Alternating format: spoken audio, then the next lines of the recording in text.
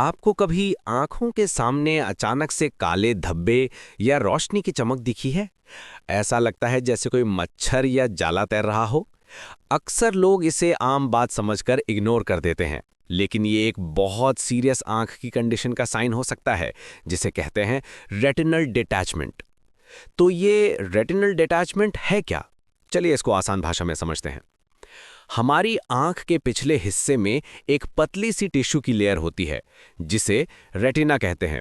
आप इसे एक कैमरे के फिल्म या सेंसर की तरह समझ सकते हैं। जो भी हम देखते हैं उसकी इमेज इसी रेटिना पर बनती है। इस रेटिना को आगे बढ़ने के लिए ऑक्सीजन और न्यूट्रिएंट्स की जरूरत होती है, जो उसे नीचे वाली लेयर कोरोइड से मिलती है। रेटिनल डिटैचमेंट तब होता है जब ये रेटिना यानी न्यूरोसेंसरी रेटिना अपनी नीचे वाली लेयर यानी रेटिनल पिगमेंट एपिथीलियम या आरपीई से अलग हो जाती है। जैसे ही ये कनेक्शन टूटता है, रेटिना को मिलने वाला ऑक्सीजन और न्यूट्रिशन बंद हो जाता है और वहाँ के सेल्स मरने लगते हैं। अगर इसका इलाज जल्द से जल्द ना किया जाए तो ये परमानेंट विजन लॉस या अंधेपन का कारण बन सकता है। अब ये होता क्यों है?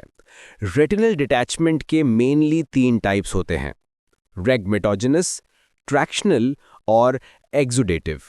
सबसे कॉमन है रेगमेटोजेनस रेटिनल डिटैचमेंट या आरआरडी। इसमें रेटिना में एक छोटा सा टेर या होल हो जाता है, यानी एक छेद। आंख के अंदर एक जेल जैसा सब्सटेंस होता है जिसे विट्रियस कहते हैं। इस छेद के जरिए ये विट्रियस रेटिना के पीछे जाकर जमा होने लगता है और रेटिना को उसकी जगह से धक्का देकर अलग कर देता है। सोच लीजिए जैसे एक दीवार पर वॉलपेपर लगा हो और उसमें एक कट लग जाए और उस कट से पानी वॉलपेपर के पीछे जाने लगे। धीरे धीरे वो पूरे वॉलपेपर को दीवार से अलग कर देगा। इसके रिस्क फैक्टर्स में आते हैं लैटिस डीजनरेशन, जिसमें रेटिना के किनारे पतले हो जाते हैं; पैथोलॉजिकल मायोपिया यानी हाई माइनस नंबर का चश्मा, आंख की कोई पुरानी सर्जरी या चोट, या फिर फैमिली हिस्ट्री। दूसरा टाइप है ट्रैक्शनल रेटिनल डिटैचमेंट या टीआरडी। इसमें रेटिना में कोई ब्रेक या टेयर नहीं होता, बल्कि रेटिना की सतह पर कुछ झिल्लियां यानी मेम्ब्रेन्स बन जाती हैं। ये मेम्ब्रेन्स आगे चलकर सिकुड़ने लगती हैं और रेटिना को अपनी तरफ खींचती हैं। ये खिंचाव इतना स्ट्रांग हो सकता है कि रेटिना अपनी जगह से उखड़ जाती है।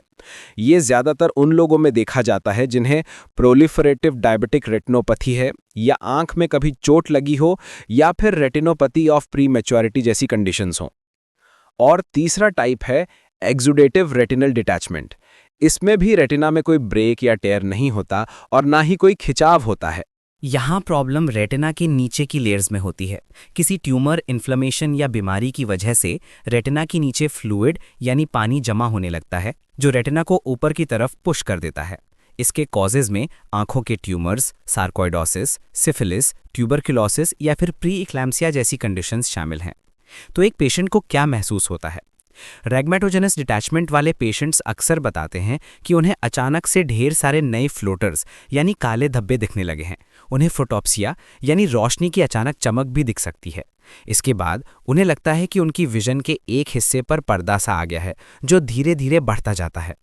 ट्रैक्शनल डिटैचमेंट में विजन लॉस धीरे धीरे होता है, और एक्सुडेटिव डिटैचमेंट का एक क्लासिक साइन है शिफ्टिंग फ्लूइड। मतलब जब पेशेंट बैठा होता है तो डिटैचमेंट नीचे की तरफ दिखता है और लेटने पर वही फ्लूइड पूरी रेटिना के पीछे फैल जाता है। अब सवाल उठता है कि डॉक्टर्स इसका पता कैसे लगाते हैं? सबसे इंपॉर्टेंट है डायलेटेड फंडोस्कोपिक एग्जामिनेशन।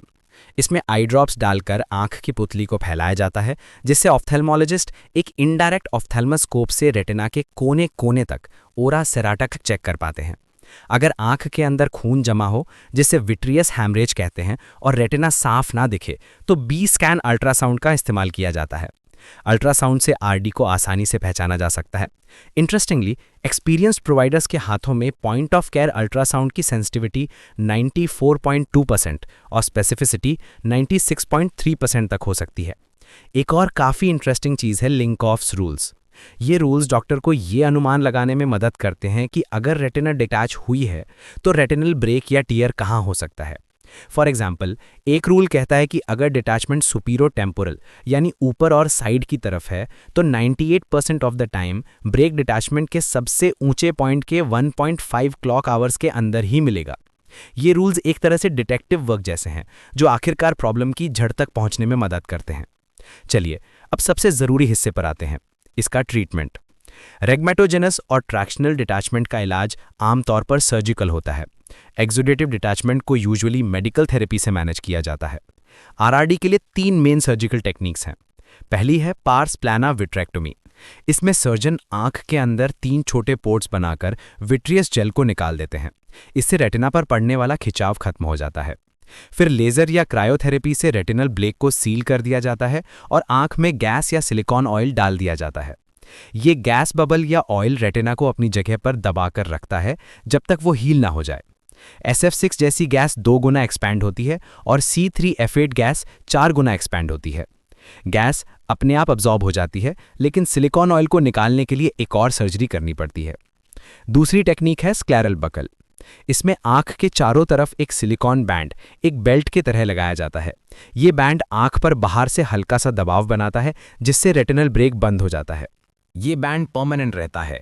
तीसरी टेक्निक है न्यूमैटिक रेटिनोपेक्सी। इसमें आंख के अंदर गैस का एक बबल इंजेक्ट किया जाता है। पेशेंट को एक खास पोजीशन में रहने के लिए कहा जाता है ताकि गैस का बबल ठीक ब्रेक के ऊपर टिक जाए और उसे सील कर दें। इसके बाद लेजर या क्रायोथेरेपी से ब्रेक को परमानेंटली बंद कर दिया जाता है। ये प्रोसीजर हर केस के लिए सूटेबल नहीं है। ये तभी यूज किया जाता है जब एक ही ब्रेक हो जो 1 क्लॉक आवर से छोटा हो और रेटिना के ऊपरी 8 क्लॉक आवर्स में हो।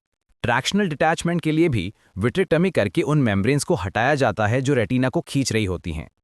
तो अंजाम क्या होता है? प्रोग्नोसिस इस बात पर काफी डिपेंड करता है कि डिटैचमेंट का टाइप क्या है और पेशेंट कब ट्रीटमेंट के लिए आया। आरआरडी में सबसे बड़ा प्रोग्नोस्टिकेटिंग फैक्टर है कि मैक्यूला अटैच्ड है या नहीं। मैक्यूला हमारी रेटिना का वो सेंट्रल हिस्सा है जो हमें आखिरकार शार्प, डिटेल्ड विजन देता है।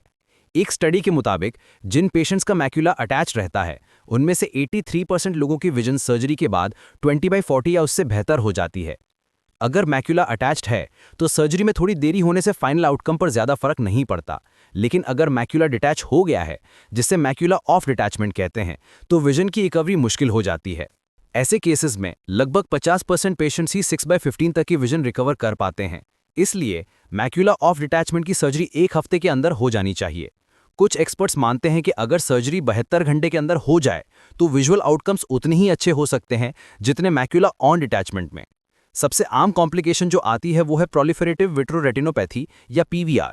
ये लगभग 8 से 10% लोगों में होती है, जिनकी प्राइमरी RD रिपेयर होती है। इसमें रेटिना के ऊपर और नीचे स्कार टिश्यू की झिल्लियां बन जाती हैं जो फिर से रेटिना को खींचकर डिटैच कर सकती हैं। PVR ही RD रिपेयर का सबसे बड़ा कारण है। तो हम इससे बचने के लिए क्या कर सकते हैं? प्रोफाइलैक्सिस यानी बचाव। कुछ रेटिनल लीजन्स जैसे सिम्प्टोमैटिक हॉर्सशू टेयर्स को डिटैच होने से पहले ही लेजर से आखिरकार सील कर दिया जाता है। अमेरिकन एकेडमी ऑफ एल्थेल्मोलॉजी की गाइडलाइंस कहती हैं कि अक्यूट सिम्प्टोमैटिक हॉर्सशू टेयर्स को जल्द से जल्द ट्रीट करना चाहिए। सबसे इंपॉर्टेंट सीख ये है कि अपनी आंखों के सिग्नल्स को कभी अनदेखा ना करें। अगर आपको अचानक से फ्लोटर्स, लाइट फ्लैशेस या विजन में कोई पर्दा सा दिखे तो इंतजार मत कीजिए, फौरन एक ऑफ्थल्मोलॉजिस्ट से मिलिए।